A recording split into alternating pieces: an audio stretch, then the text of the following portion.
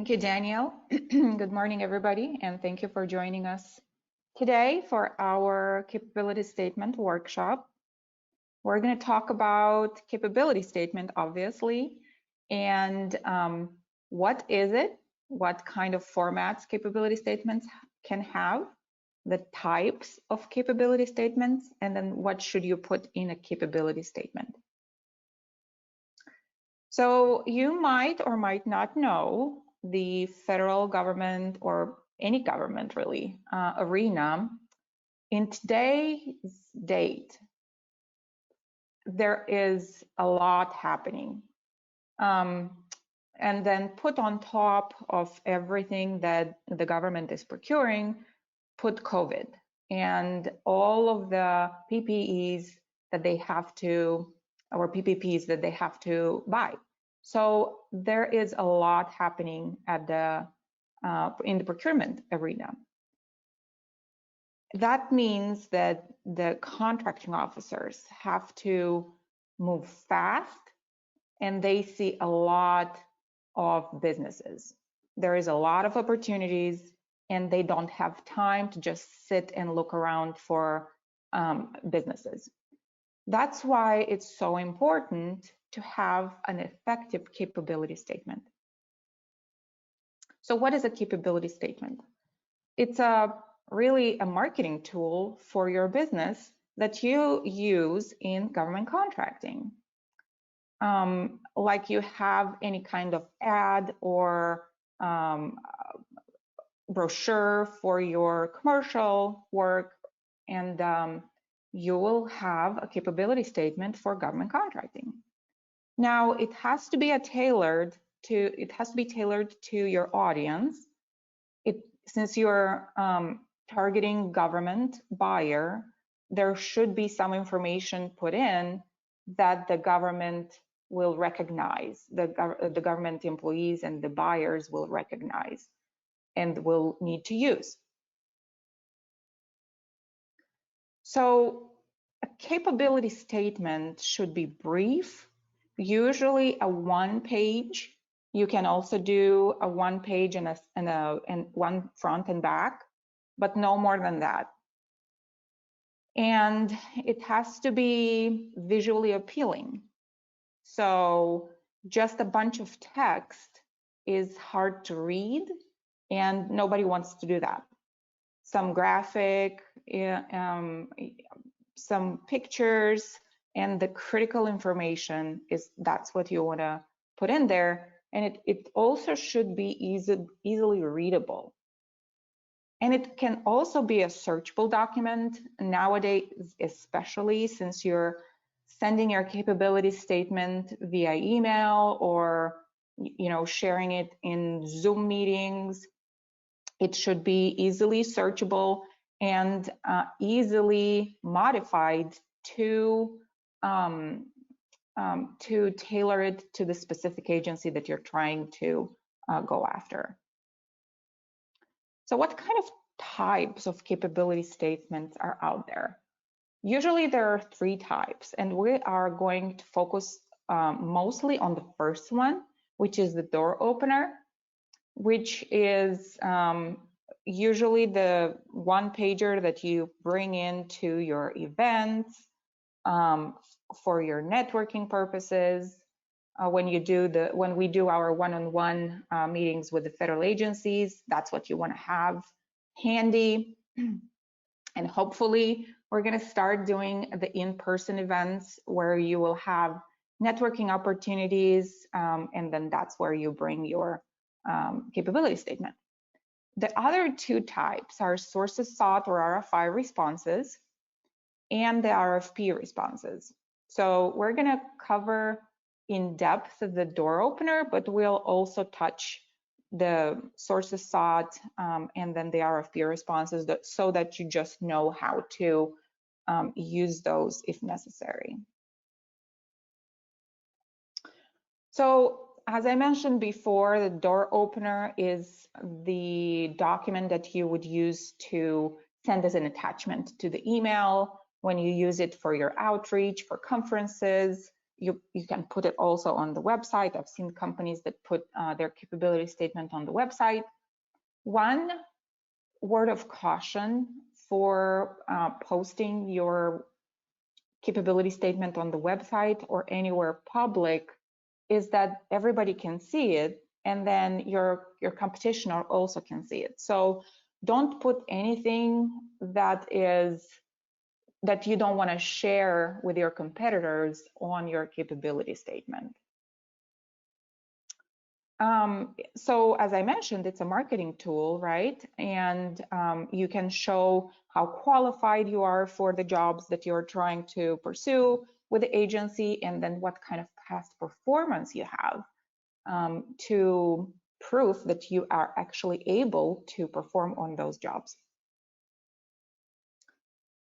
So the sources sought, or the RFI type of the capability statement, is really responding to these sources sought or RFIs.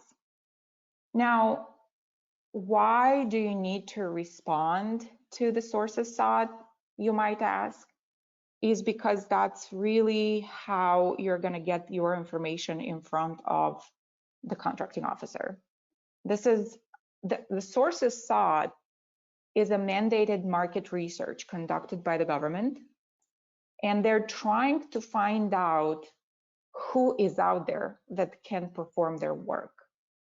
So what the contracting officer is trying to do when they put a sources sought, they're just putting out feelers.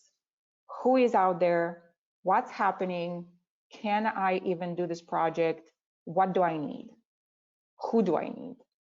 So as defined by the FAR in Part 15, the RFIs may be used when the government does not presently intend to award a contract, but they want to obtain information about how to complete this particular project that they're thinking of for planning purposes.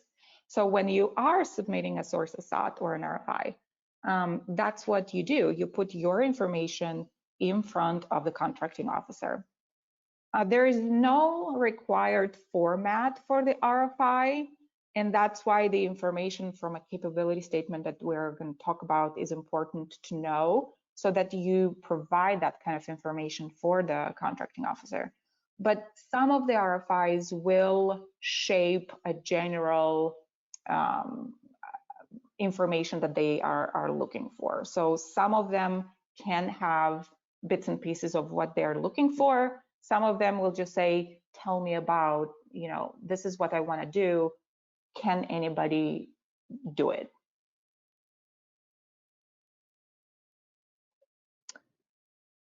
Excuse me. The sources sought for the primary purposes of the sources sought is to improve small business access to acquisition information. So why are they, the contracting officer reviews this acquisition to determine if they can set aside for small businesses. So that is another instance where I would highly encourage you to respond to the sources sought, because then the contracting officer looks at these companies that respond, and they can set it aside, the work that they're doing, the project that they're gonna come up with. They can set it aside for a specific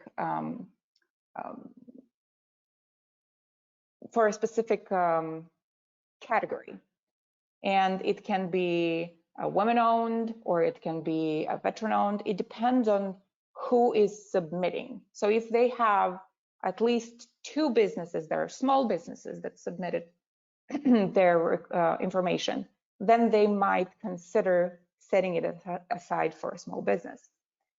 What if they don't set it aside? Then it will be full and open, and you will have to compete for that particular job with everybody that wants it, right? Including large businesses. So that's why it's so important to respond to sources sought.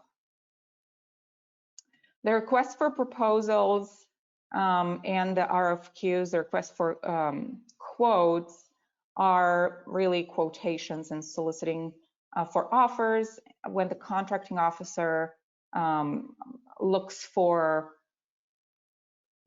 pricing, really, for quotes. So that is the difference between the RFQ and the sources sought.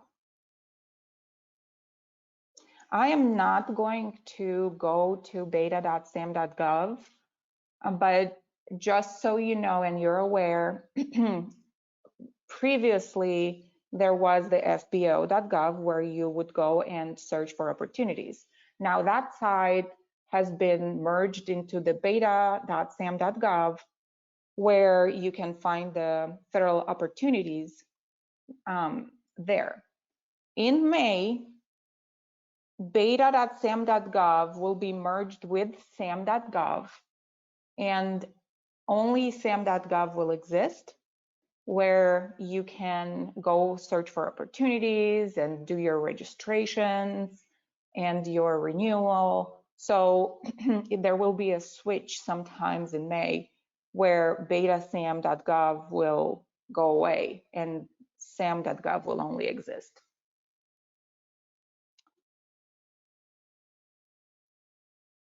So what are the elements for a capability statement? You have to list your core competencies.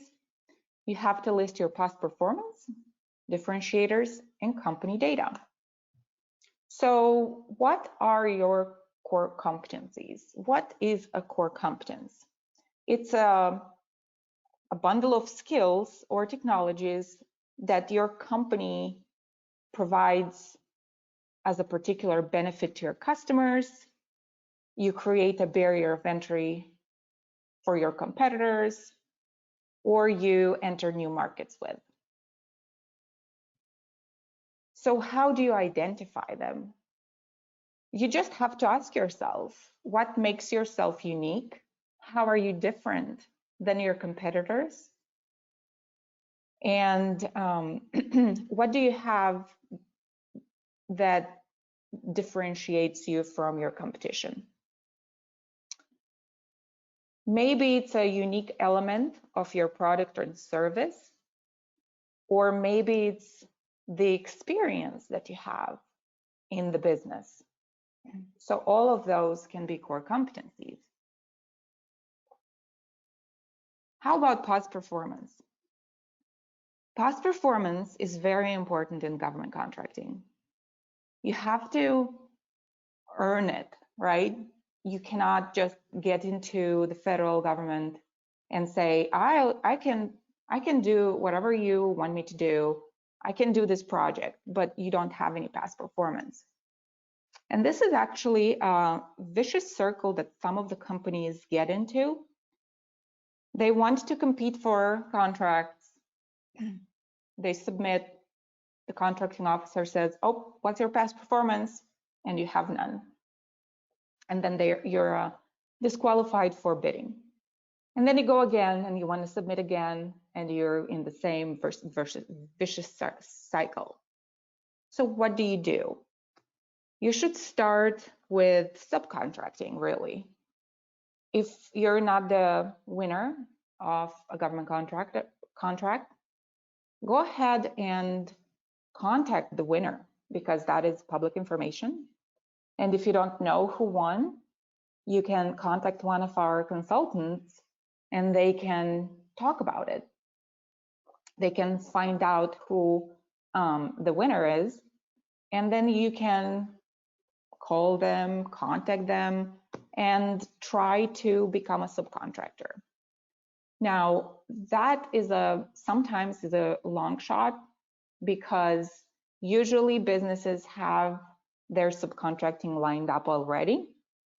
So what you want to do is you want to, via networking, find out these businesses that all won government contracts in the past, and try to reach out before there is a solicitation that you want to pursue, or try to work with them before, try to establish a connection with them before that solicitation that you want is out there. So it's hard, but it's business development. Our consultants can pull a report for you to find out a list of businesses that won government contracts in the past and businesses and contracts that are expiring. So for example, you want to find out what expiring contracts are out there for 2021. Why is that important? Because first, you can position yourself, it's a rebid contract, you can position your company to bid for that particular project, or you can reach out to the contract holder currently and try to establish a connection, talk to them, tell them who you are, and see if you can subcontract with them in the future. Daniel, do we have any questions so far? Nothing yet, but a good reminder that if you do have questions, go ahead and type them in the questions tab at any time and we'll get those answered. Okay, thank you. So, as I said, past performance is not easy to gain, but you start with subcontracting if you can, or you can start state and local contracts. There is a lot of state and local contracts at the city level. You can start there, and then you can list some of those contracts for your past performance if you can. But at least you can put something there. And then gradually you graduate for larger contracts. Sometimes there are small contracts with an agency that are maybe $5,000 or $10,000 to resurface a parking lot or something similar that you can do by yourself, and you build from there. So you do one of those, and then you actually have a past performance. Maybe not for $1 million contract, right? But for a slightly bigger job, and that's how you grow. So some of the example, or an example that you want to use on your capability statement for past performance as a prime is listing what kind of benefits or what kind of benefits you bring to this agency. Here's an example of a past performance for a subcontractor. So if you want to talk to a prime or a future prime, you can use this statement as well that you can customize. So what is a differentiator? That's the third component of the capability statement. And it's a succinct statement focused on agency needs. And maybe you can also mention the benefits, incorporate some metrics, and how are you different than your competition? So what can you use as a differentiator to create competitive advantage? You can maybe respond to your customer demands quicker than your competitors, or maybe you provide a superior product or service than your competitor, or you have supply chain and distribution that gives you a leg up to deliver your goods faster. Or maybe you have an amazing team that you put together, and they can deliver the service to the agency in no time. So some of these are examples of differentiators that create competitive advantage. And I have another slide of it. So maybe, as I mentioned before, the distribution method is your forte. Try to talk about it, bring it up, differentiate yourself from your competition. And these are some of the examples of large companies that use that differentiate themselves via these methods. So we talked about benefits and then features. What exactly is a benefit and a feature? And sometimes people confuse them, or they just blend them together.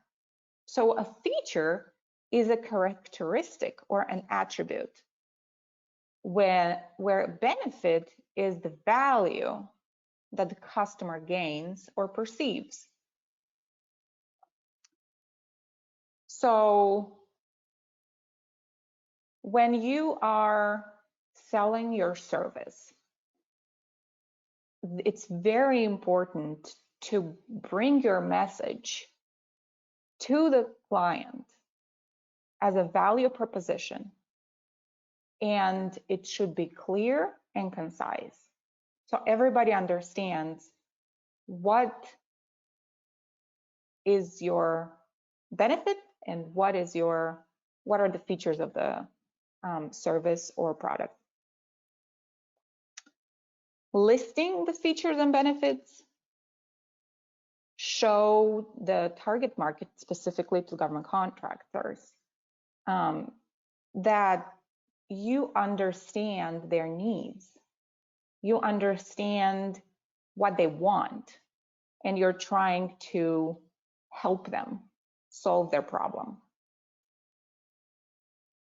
And then, most importantly, it helps them understand what value they can expect from you, from doing business with you.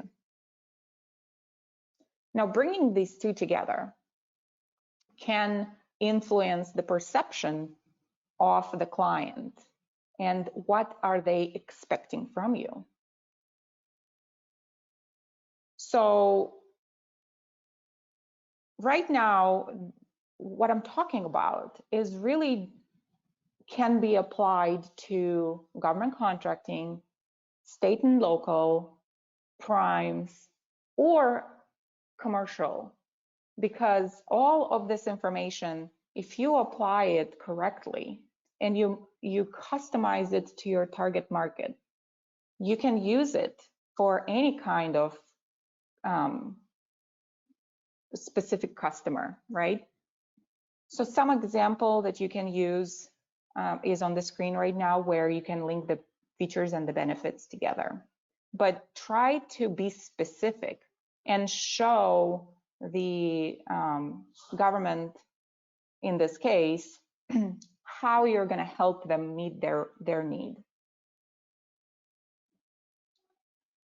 And I've seen a lot of companies that are trying to say that their differentiator is that they are an 8A company, or that they are a woman-owned small business, or that we have over 100 years of experience within our team members, or that we are the best the market can provide. These are generic statements, and everybody uses them. Try to avoid them, because the more generic statements you use, the more you'll be put in the bucket with everybody else. Excuse me. So 8A is not a differentiator. It will help you in another way, but not necessarily win a contract, right? Not necessarily to differentiate yourself from your competition, because there can be another 10 other 8As or another 100 women-owned small businesses. So that's a feature of your business. This is great if you have any certifications, but that's not a differentiator. Daniel, do we have any questions? Nope, not yet. Okay. The fourth element is the company information. I've seen capability statements that list how great the company is and all of their past performance and all of this information that we talked about and how they're different from competition. But you cannot find their point of contact. There is no phone listed, no address, email address, no website. So how should the contracting officer contact you? It's kind of silly to think about it, but sometimes these mistakes are made. So make sure that you list not only your DUNS or your cage or your NAICS code. If you have any GSA schedule contract that you currently hold, that's great, put them there because that is a vehicle that the contracting officers will use or might use. If you have other contract numbers that you want to list that are vehicles, use them, go ahead. It's great to list your certifications if you have any, but then don't forget to put your information there. So you can also put, you can identify the geographical location from where your company operates. Maybe you have multiple offices, or maybe you have a specific geographic area that you serve, and you don't go beyond this area that you've identified. So all of this information should be on your capability statement. Put your website, and if you don't have a website, you should seriously consider getting one, because in this day of age, everybody should have a website, even if it's a simple one. What kind of facilities, tools, or technologies you have? You can include your partners. You can include any kind of other technology that you think is important for that particular agency, and it will help you do the job.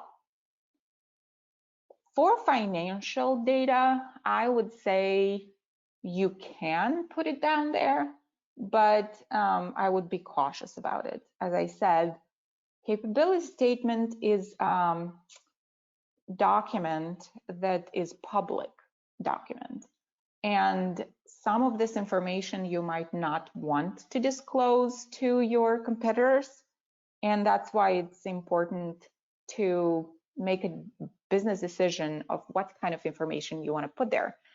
Sometimes contracting officers, if they are interested in your services or your products, they see your capability statement, they have your information, they know how to reach you out, they will research you, and then they will send you an email and they'll ask you, how big are you? What kind of bonding you have if you're in construction? What is the largest size of the contract that you've performed on? So, as I said, put this information on your capability statement, but sparingly, just because this is all public and it can get into your competitors' hands. And sometimes, or when you're networking, you want to give your capability statement to your competitors, maybe, so that you can team together. So also look at the capability statement not only as a marketing tool to get a new contract with federal government, but then also maybe you can team with one of your competitors, and then you will enhance your capabilities, and you can go after larger contracts, or you can go after contracts that you cannot go after yourself because you don't have all of the capabilities listed. So common pitfalls for capability statements is that you use the same one for all of the agencies. It has generic information like everybody else. It's longer than one page. It's like a PowerPoint. You don't want to send a PowerPoint or even print it out and give it to the contracting officer. They don't have time or desire to read that long. As I mentioned, no contact, personal contact information. Another thing is that you don't update your capability statement often enough, and it has old information there. That is also a big no-no. So imagine you're going to a networking session, or there's an industry day that you're attending, and you're handing these capability statements that you have that are 2 years old, and you didn't even think about it to update it because you just forgot. So that contracting officer takes your capability statement, looks at it, sees something that they want, they think of a contract that you might be perfect for performing, and you have a point of contact listed that has left your company, and the phone doesn't work, the email bounces back, and then that will just make additional it will put additional barriers between you and the contracting officer. And they'll just say, oh, forget about it. These people couldn't even update their capability statement. How can they perform on a government contract?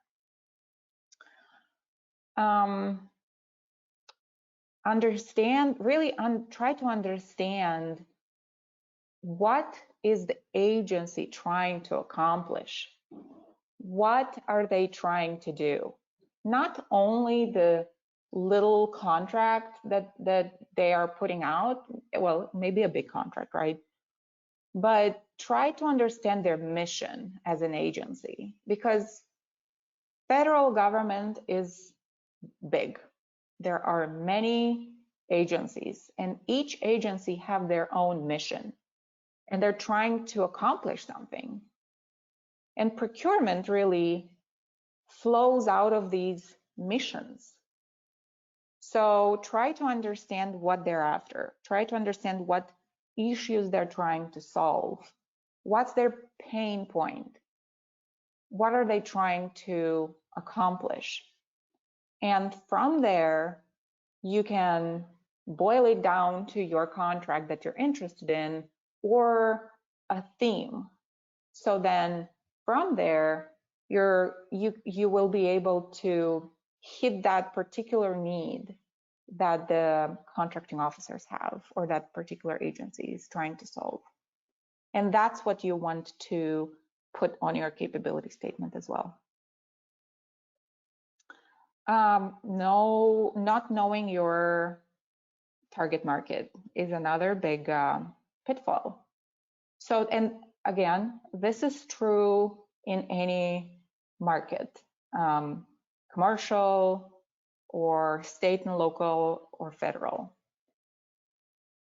If you don't know your target market, your client, you cannot help them. Try to speak to them and understand what their needs are, as I mentioned before. So do your research. And if you don't know where to find this information for government contracting, again, contact your consultant and they will be able to help you out with that.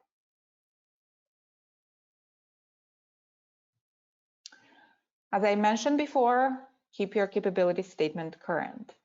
Once you develop one or you perfect one, make sure to just go through it every 6 months, or every time somebody leaves your company, or every time you're trying to send out an email with an attachment of that capability statement, just open it up and see, is it the correct one? Is it the most current one? And don't keep 100 copies of the capability statement that have old information. Just discard the old information. Keep the most current one. You can have different capability statements for different agencies, and that is highly advisable because that's how you tailor it. But make sure that all of your company information is current on all of them. Now, it's a little harder to do that when you have 5, for example, instead of 1, but that is more beneficial for your company. Really, this was everything that I wanted to talk about today about capability statements. If we have questions, we can go ahead and talk about that, Daniel. We don't have any questions right now, but go ahead and type those into the question box. I saw a raised hand. If you can type your question into the question box, if you do have one, go ahead and do that. Otherwise, I can unmute you and you could ask your question if you don't feel comfortable typing it in the chat there. We'll just wait and see if that comes in. But just as a reminder, go ahead and download the handouts before you leave today, so you have those for reference. And we are recording the webinar as well, so if you want to go back and watch the video later, just shoot me an email and I'll send you that link later today. And talking about the handouts, let me see if I can share this. Do you see my screen with the capability statement worksheet? Yep. Okay, so this is a worksheet that you can use to fill in all of this information that is required for the capability statement that you want to include. And then based on all of your responses, you will just put it in a nicer format. But really, if you follow this worksheet, you will have all of the necessary information that you want to include in the capability statement. And at the end, right here, it gives you the format that you might want to consider into putting your capability statement in. So you can put your information right here. And then I think at the end, there is even a more detailed one. So this is usually how a capability statement looks like. Right here, it gives you more information on what you need to put in a capability statement. So, I mean, this is a format. You can have your own format, but this is just easy to follow. All of the company information is on the left-hand side that the contracting officer needs. And then all of your competitive information differentiator goes right here. Don't forget to put a description of your company, what you do, and then your performance history at the bottom. And then so this is the first handout. It's called the CapState tool. There is another capability statement tool, and that is more of a description. Here, can you see the second one, Daniel? Yep, I can see it. Okay, so this is really kind of an article that you want to read. It's really what we talked about today, why you want a capability statement, how to format it, the contents, and then at the end, I think it gives you also an example. Yep. So here is an example of a capability statement that you can look at.